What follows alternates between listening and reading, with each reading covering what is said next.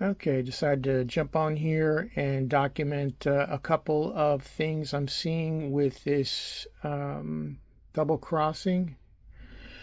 Um, so as I'm laying out these diamonds, I'm seeing where my frogs are landing, and I noticed that I have a problem here with the isolation gaps on the inner part of the diamond.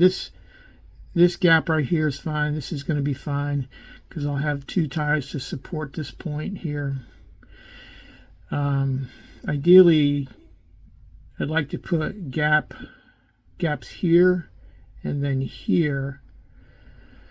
But if I do that, what's going to happen is this piece will be completely isolated. And as you can see, it's the nose of it is just catching one tie. It's not going to have any support as that gap extends over towards this tie.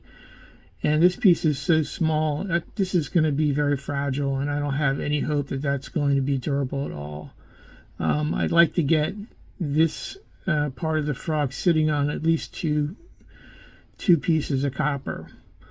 So I think my solution is going to be to completely cut through parallel to the stock rail, which would mean my cut would go all the way through to this side, and then the same thing over here. This would be cut here, which would mean that this point would now be cut and would sit over here and here, but this tie right here would be in three pieces, which is okay because I can epoxy it from the bottom side once it's lifted.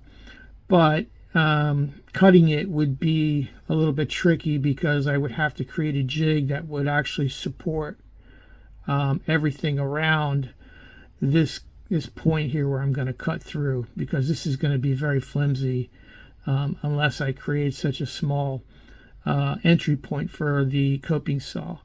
So that's what I'm going to try and do, is I'm going to try and cut this into three pieces. It'll be one, and then two, and then three, and then epoxy from the bottom side, and then the gaps will be there and there, and that should give me a decent sized frog that'll be unpowered.